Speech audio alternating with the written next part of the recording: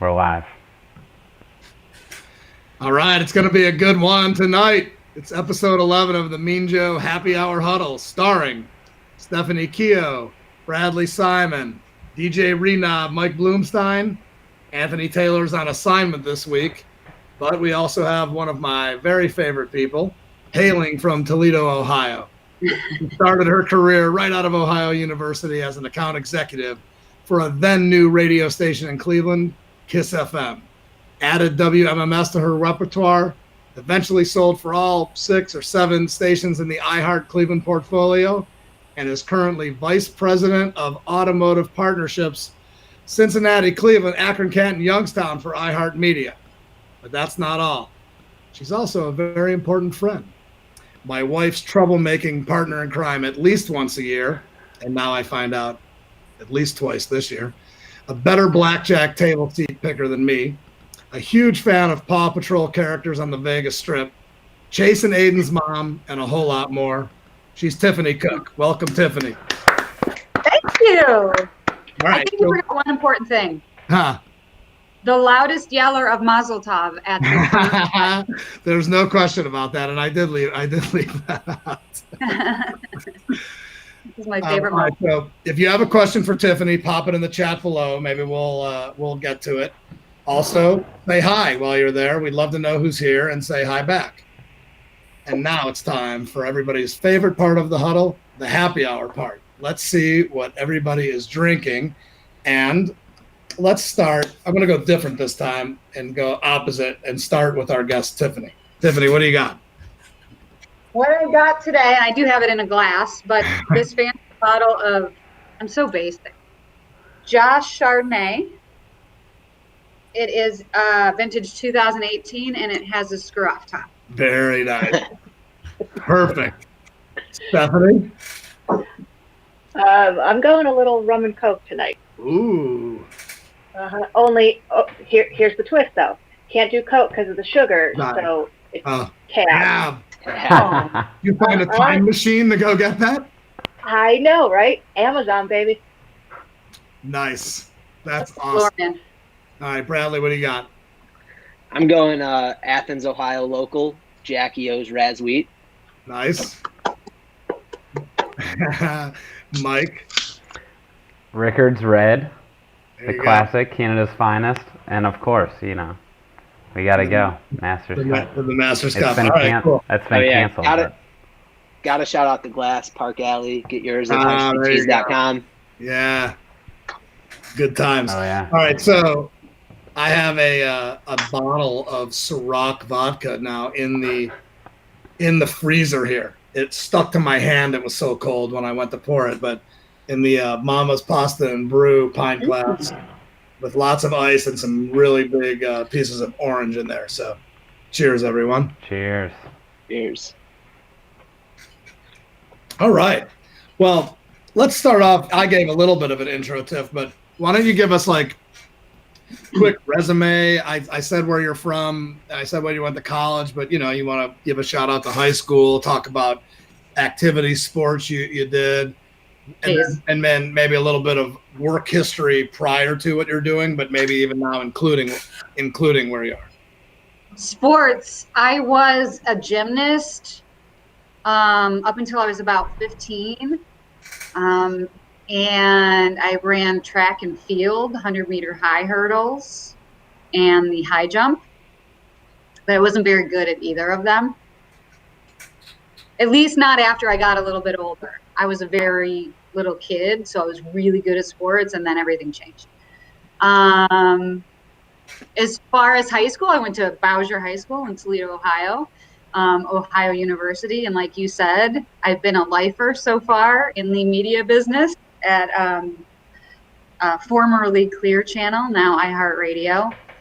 I was a salesperson most of my career, 15 years, and then I was introduced to attribution, website visits and data, or automotive sales data, and it really turned a light bulb on for me. And so I joined the automotive centralized, our vertical automotive team about 3.5 years ago. and I've been loving it. And it's really cool how it's given me exposure to just learning the business, what I call speak dealer. Has been a challenge, but it's been really fun. So here we are today. Yeah, I mean, speak dealer. I mean, that's a thing we've been talking about forever, because there's lots of people who are account executives, sales reps, whatever you want to call them, from media companies who don't have a lot of success in that category, and a big part of it is because they don't speak dealer. So that's I think that's true.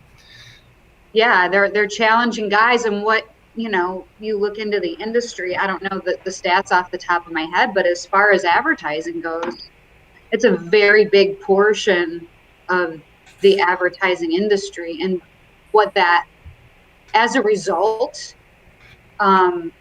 field when it comes to advertising, because the innovators out there, the people that are developing these advertising tactics, are creating them for automotive because it's a lucrative industry. So a lot of it starts in automotive. Yeah. And then kind of progresses from there. So it's a trailblazing category, which is fun. Yeah, I mean, you can always tell whether it's a recession or the government shuts down or anything that happens. When auto comes back, or whatever auto does, usually kind of dictates whether or not everything is going to be okay. It's really a driver that way. Right. So, it's interesting. Every industry out there in every category would love to have any of the data that those guys can get. And it's interesting to me that somebody hasn't, maybe we should do this, but come up with something like the reports that they get on a weekly, monthly basis, to be able to see what everybody else is doing, but for another category, whether it's food related or whether it's a home improvement related or whether it's retail. I mean, unbelievable information about the business. Yeah, it's powerful information, but the genesis of that information is the fact that when you purchase a vehicle, that title transfer is public information, and that's all reported to the Bureau of Motor Vehicles. So all that information becomes data, and all that data becomes, marketing and buying insight into who your customer is. Yeah, so, I think again, you can't unless all of that. Yeah, I mean, and you're right. That's the key point. But it's funny because the manufacturers all participate in it like together, whereas normally they compete about everything, but they all agree to kind of be part of, certain aspects of that. Whereas in other industries, it would be almost impossible. There's too many of them. But yeah, you're right. The whole public record thing, I think, is the real key. So yeah. So we're way ahead of ourselves. Not that there's a right order of any of this, but I do that sometimes. That was good. That was good stuff. But so I had to take a breath in the middle of saying your title, and I just thought it might be good just for everybody to kind of get what it is that you do and what that means. Tell us what that long title entails. We like just to make long titles at our this is so important to do advertising in general and to our company. About 25%, give or take, of our business, of our revenues on a local basis. We have a centralized automotive team. So, and so my job is I'm tasked with learning all this information on gathering automotive data, presenting it to dealers and helping them make decisions on advertising based on the data, and then teaching my team. So, in northern Ohio, in Cleveland, Akron, Canton, and Youngstown, I want to say we have 20 some stations. We're adding them all the time. At one point when I was 35 stations.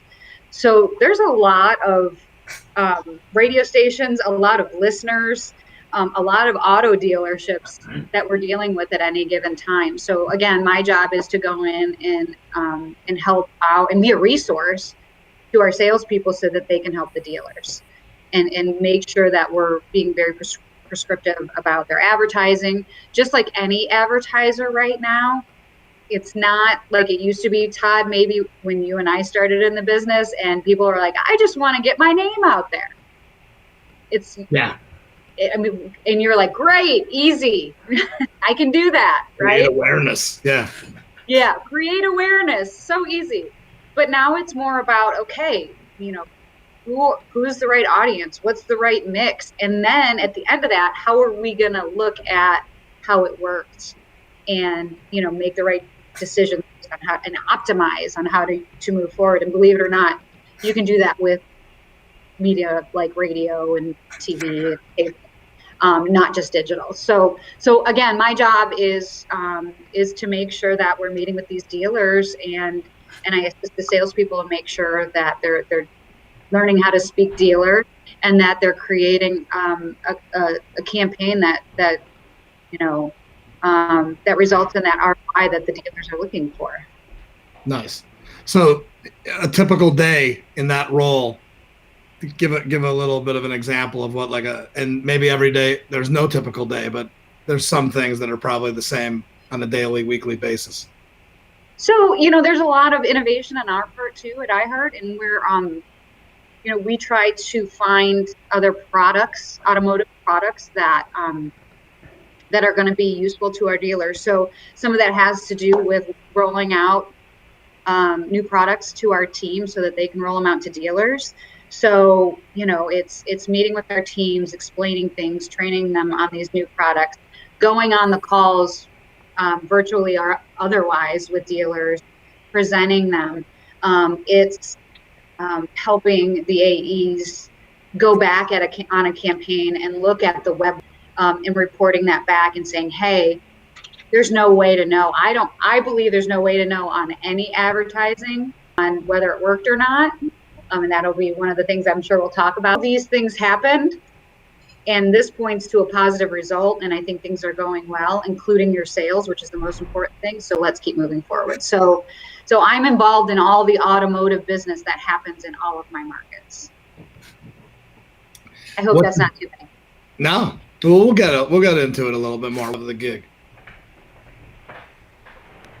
I really like auto dealers. And I don't know if there are any on the call, but, and they would admit this too, but they're challenging people. They're hustlers, meaning they work their butts off. They're honest people. They're not easy people. I would much rather work with an auto dealer and I'll know where I stand and I know that this guy means business and maybe it's kind of hard to gain a rapport with him, but I'm okay with that because I know who he is and I know that we're in this together. I like working with the dealers and I like working with my people to kind of help them gain that rapport. Nice. That's great. All right. So back in February when only you're around the airport with masks on, and they were doing that a year and 2 and 5 years ago. We were in Las Vegas, not together, but together for the NADA convention. And there was an analogy that we talked about that was specific to the auto industry, but really, really applies when you talk about working with a partner on their advertising and you talk about results and return on investment. And before all of that, you try to determine the funnel and these are all words that we need to all pop quarters into our little jars on lingo kind of things, but super important when it comes to determining goals and objectives, and then how they're going to be measured, and what metrics and what information is important to analyze, and will lead to the important tweaks and everything. But that's just a really long way of me getting to ask you to share that analogy because I think it's an amazing analogy. For anybody who's in business and who's looking to, try to measure their advertising to understand. I think, and I shared it with you in February, but I had heard it, I think 3 years ago, and I just loved it. And I've used it so much ever since. And it just resonates with people oh yeah. And it's alcohol related. So it's fun. I mean, it's a perfect happy hour. And at the time, the guy was like, this is the perfect analogy for Vegas. But I was at a seminar at the National Auto Dealer Association show, their convention that they have every year. And he said, imagine that you go out for a night on the town, and I'm sure this would never happen, but you have some cocktails, you have, vodka sodas with orange twisted in it, right? You have a few of those. You have a few of those, and then somebody has like, this really cool looking, fancy martini drink, and you're like, oh, that looks good. I'll have one of those. And, you're hanging out, yucking it up. And then somebody says, you know what, we should probably have some shots of tequila, right? And then the next morning you wake up and you're like, I feel horrible. Why did I do this? What have I done? And what do you always think? I shouldn't have taken the shots of tequila. But the reality of it is, it's not just the shots of tequila that got you to where you are. It's the whole mix of stuff. So the best part about this analogy, and of course, obviously, it's meant, to make a point about advertising and last click attribution. But the best part about this analogy, and that I love to share, is that this analogy was given by a top executive from Google. And his name is Peter Leto. He was at the time the top at Google. And so he was the top automotive guy at Google at the time. So that's why he was speaking at NADA. And I just think it's so powerful and telling that the people that are selling you your AdWords and the people that are looking to get you those clicks are admitting and telling you, listen, that's not the only thing that got you there. It's the whole mix. It's my car broke down and I need a new one. It's I heard this guy advertising on the radio, of course, or I heard it, or I saw it on a TV ad, I saw it on a billboard, whatever, and then I searched it, and then I went to their website, all these different things. Maybe you clicked a Google AdWord, whatever, that got you there. And that's why I said earlier, I'm like, no one thing really got you there. It's the mix, and it's finding that optimal mix. And mixing it with, hey, did you get the sales you wanted? Did you get the leads you wanted? If you got the leads you wanted and not the sales you wanted, then maybe it's an internal issue. You don't have the inventory. You don't have the correct processes. You don't have the correct salespeople. But either way, it's that whole mix of advertising that gets it for you. Yeah, that's great. So, in our role as, advertising agencies, consultant, whatever you want to call it, everyone who we partner with is in the, business of generating leads and results and return on investment, and pretty much everybody tracks it in a specific way.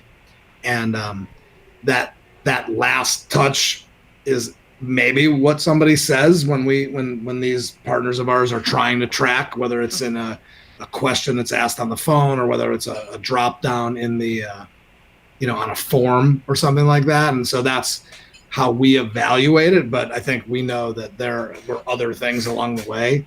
Usually, if we're responsible for the other ones, we have some different ways of looking at that to try to figure out which one it was.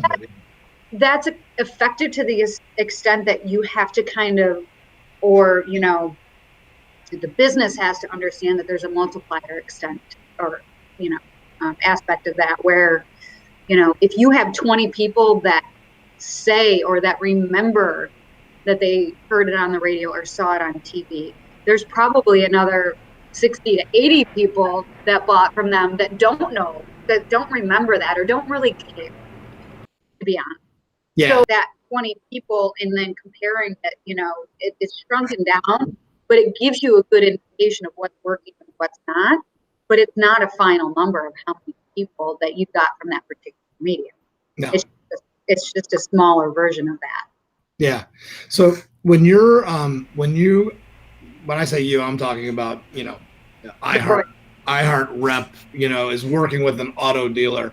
Like when we're working with a partner, we might have access to their Google Analytics, so we can see how many branded searches there are, and then we can attribute a percentage that we, of course, would have to together agree upon with our our auto dealer partner, or whatever business we're working with, that we're gonna consider that X percentage of that PPC branded search came from traditional media.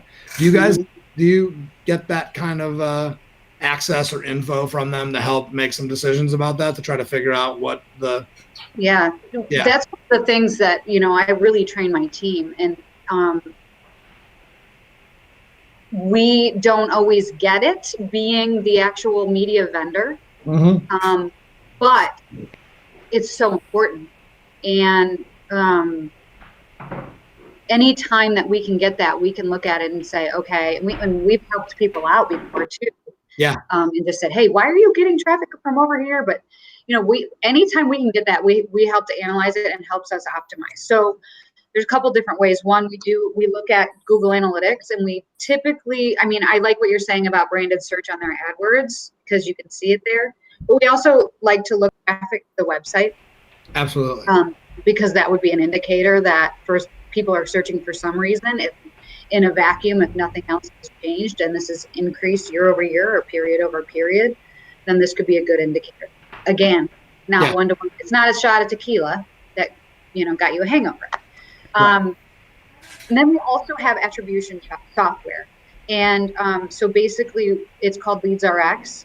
And what we do is we connect to the Google Analytics. This program imports the actual commercial times that run from the advertiser, and then it counts the number of web sessions they get within a 10-minute period of those commercials, and it calculates the lift based on the number of commercials that aired and the typical traffic to the website. Yep. That's a little bit more like digging down into the weeds and getting more prescriptive, and we can compare days of the week and stations and day parts and all these different things. Is it perfect?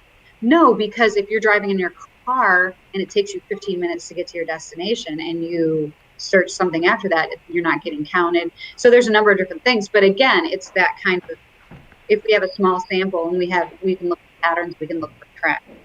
And like I said, attribution. So if we can find patterns, we can find trends, we can use those to optimize. So we're both doing that.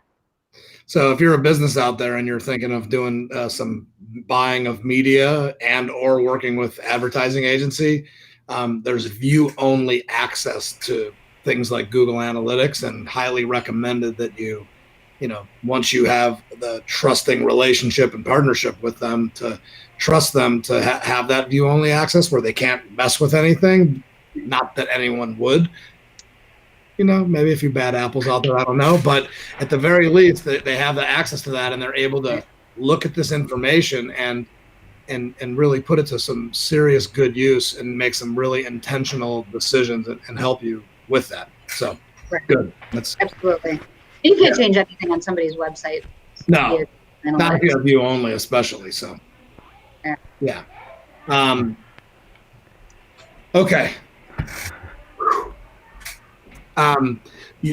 We talked a little bit about the sales cycle and not being as long as you think, and I know that you have a few things that are important to talk about what kind of affects that cycle, how long it takes to be effective, and something that you've learned about automotive advertising that could apply to any business out there. Mm-hmm. Not a question as much as a statement, I guess. Yeah.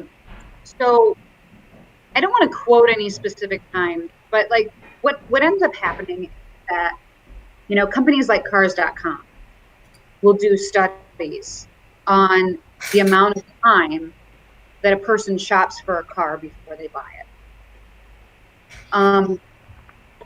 We have software where we can identify shoppers on a website and then match it back to sales. So what ends up happening, and I'm trying to kind of keep it simple, what ends up happening is that the buying cycle that like some of these studies give are based on the time that somebody actually identifies themselves as a customer. So if I fill out a lead form at a dealership, or if I call in, or if I test drive a car, and then I take 30 days before I purchase my vehicle, they would consider that a 30-day sales cycle.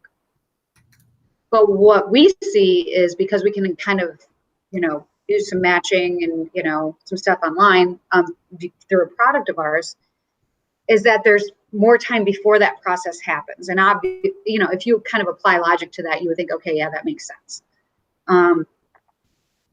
So people shop for a decent amount of time, usually 30 to 60 days, before they even identify themselves. They want to be anonymous for a little while. So then if you kind of move backwards with that with your advertising planning, let's say for an auto dealer, you have a typical person that's searching or researching or, kind of initiating the 220 out. And then you think, okay, when I start advertising, how long is this going to take to really get some good results? Do you think, all right, I'm going to have some people at the bottom of the funnel that I'm going to reach right away, but the typical person isn't going to buy. When they hear my ad, they're not going to buy for, let's say, 90 to 120 days. And I'm not saying, okay, that's exactly what the number is. What I'm saying is, A, that's why you got to give it a minute. And B, it's also a really good reason to stay consistent, particularly with your traditional media. You're reaching people in all phases of that sales cycle, as opposed to, like, let's say, very targeted digital advertising, which is very effective as well. You're reaching such a small percentage of that purchase funnel at the very bottom. So again, that's why it's important to be consistent and patient when you first start with your traditional advertising. But it's all about, especially at the top of the funnel, with the traditional advertising, you're creating a brand, which makes somebody more likely to click your ad if they see it on Google AdWords, which makes somebody more likely to open an email, because you're not just some fly-by-night weird company. Because there's a lot of those going around right now. Consumer goods, home improvement, all of those. And that's what that's there for. The branding element. With traditional, you can not only get that branding element and get your name out there, but you also hit the people at the bottom of the funnel and tell them why to buy today. So I hope that all makes sense. I wasn't really listening, but I think I'm everybody else. I'm just kidding. I do. Well, You guys got that? I'm just going to chime in and think about how, just me as a consumer, yourself, if you're driving around, you're probably, on a half-hour commute listening to local radio, you're going to hear at least 3 car dealer ads, right? And you're probably not going to remember the name of every one if you're not interested in buying a car right now, right? If I happen to be driving and I'm thinking, my lease is almost up, or, 150,000 miles on this one, I'm looking for a car, I'm going to be more likely to remember that name. But at the same time, if I keep hearing the same name over and over and over, 6 months from now, when I am ready to start looking, I'm more likely to remember that dealer's name. That consistency really does matter. You have to, we hear so much on a daily basis. We're constantly getting slammed with everyone trying to sell us stuff. So we don't hold it all in our heads. We need to be reminded on a regular basis. Absolutely. But I think you also remember the guys that plant their flag in something. So, with Serpentini, it was American and proud of it. Back in the day, he would give these political speeches. It's, Nissan and North Olmsted with Mike D'Amato saying, "Are you kidding me?" Or it was Progressive with their $5,000 minimum trade allowance, So I think, as long as you decide who you are and you stay consistent with that brand, people are going to be more likely to remember you and who you should come to you when they do happen to be in the market. Yeah, it's a good. So in some other industries, and I'll use home improvement as an example, it's not really when you advertise, it's not always to try to convince somebody to do it, even though the creative might almost seem like it, like, are your energy bills high? Things like that. It's more about, there's people who are in that funnel that particular day or that week or that month, and every other day, week, month on the outside of that funnel, it's a little bit background noise, and you have to kind of come to grips with that, right? I mean, you're creating awareness, or you're having reach and frequency and some of those kind of things, but it's when they're really in market, which is a quarter in the jar there, but in market is when that's who you're really trying to reach, and that's why you have to be there all the time. Is because every day, every week, every month, there's new people who are trickling into the funnel, and by being there and having a quarter time CTA, that doesn't even matter if it was the same one from the month before because they weren't listening, is really important. And it's one of those things that I think a lot of businesses don't necessarily do that auto does. Like auto knows you have to always be there. Of course, there are those who come and go a little bit because it's a little bit reactionary sometimes, and it's a lot of pressure. I think that's something that businesses could learn, is that you need to be there. And if it's seasonal or if it's a one-off event, that's a different story. But when you're in business 12 months a year and every day, week, month matters, you got to be there. Yeah, that's kind of, you brought up, Todd, that reactionary thing, and I just having a little experience on the media side. I saw a lot of that, especially through production. It's like, pull it all today, now put it back on, now pull it off, now put it back on.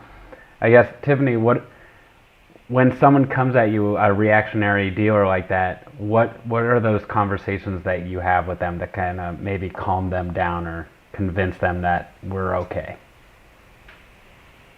Okay, calm down. I'll give you a bunch of bonus points. Yeah. There you go. Perfect. We're good.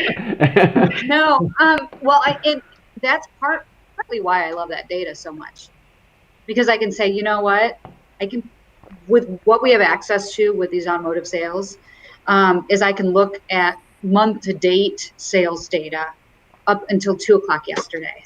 And I can say, okay, it seems kind of slow to you right now, but the rest of the market is kind of slow. So if you pull off now, you're going to that smaller pie. And, it could just be that the weather has been too nice. It could just be that there's probably pent up demand out there. If the whole market is slow, that doesn't mean that all of a sudden fewer people want to buy cars. It just means that they just didn't in the last couple of weeks for some reason. So it's up to you whether you want to continue to be competitive with the pie, or if you want to let somebody else eat the lunch. And again, Todd, like what you said, it would be so great if you could get that kind of information for every industry.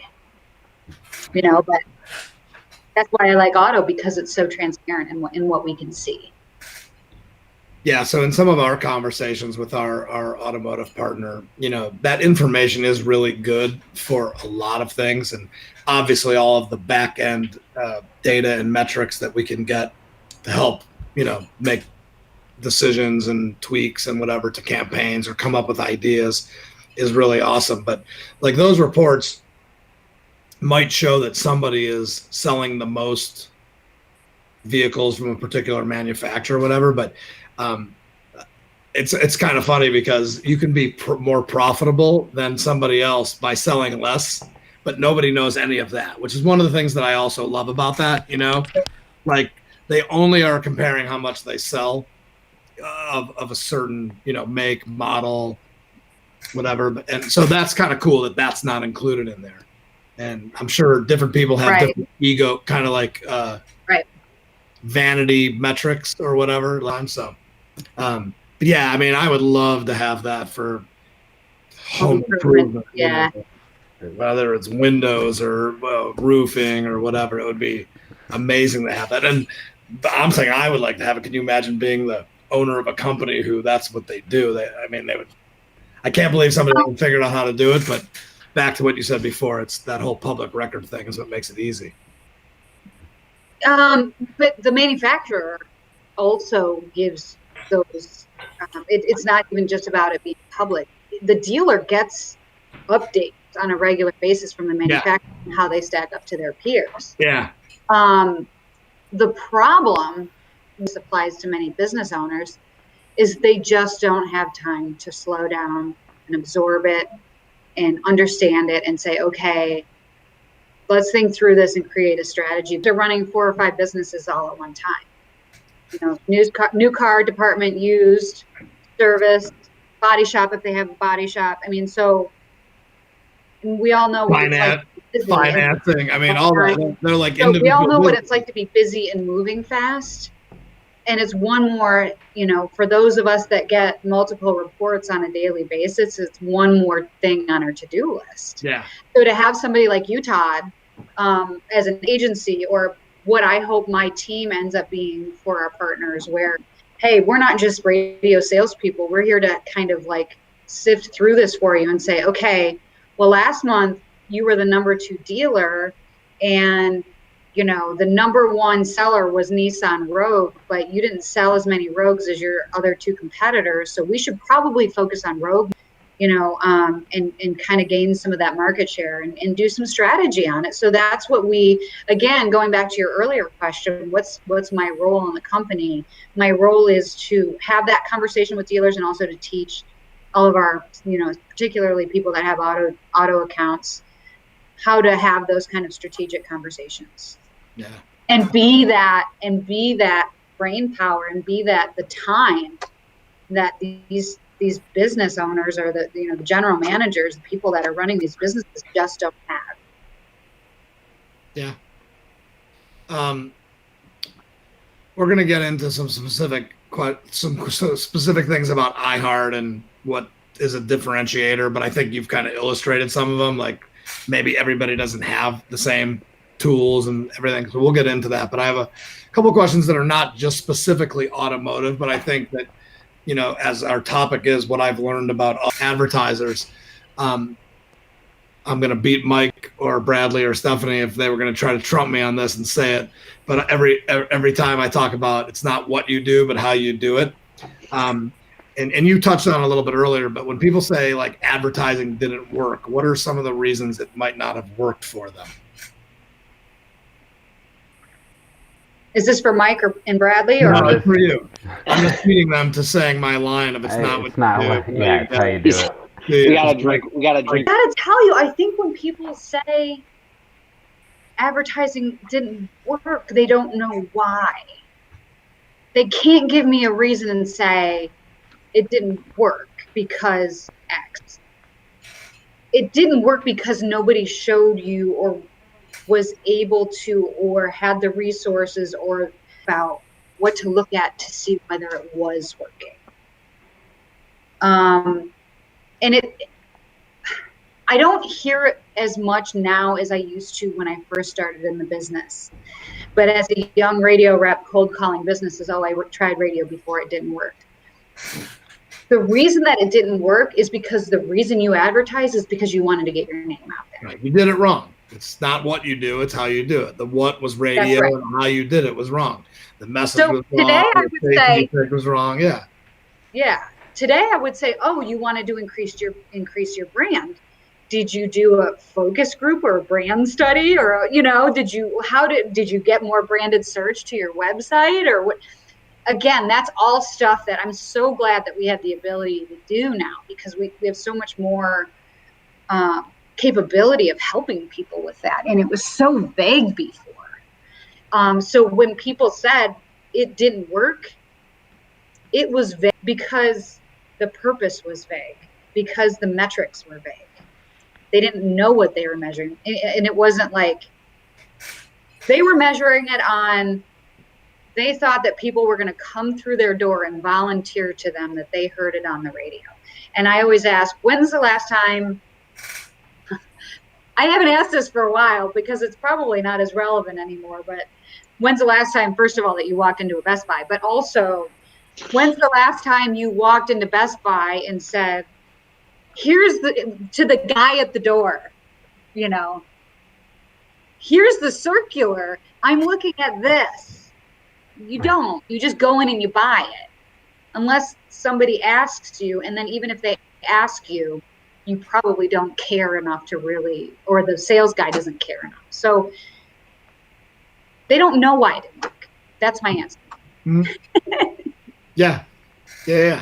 So, you know, bring on an expert, or get yourself in position to be the expert if you have time to do it, because it's not necessarily that what you did didn't work, it's how you did it that didn't work. And that might have been because you're not necessarily the person to be doing that also. So yeah. So speaking of working in auto, what does that mean to them? Well, I mean, in auto, it's always increase your sales. They live very much on a 30-day basis. In that industry, as you guys know, There are very specific goals set by the manufacturer, and they have thresholds. And if they hit those thresholds, there's a lot more money to be made. So if every month they're trying to hit these thresholds, did they hit their sales data? My job is to walk it back and say, unless I'm coming in there and selling cars for you, I can't guarantee you that. I can't help you with that. With any advertising, and I know as an agency, you guys, I'm sure, tell your clients this as well. Our goal is to lead the horse to water, and maybe even to lead the right horse to water.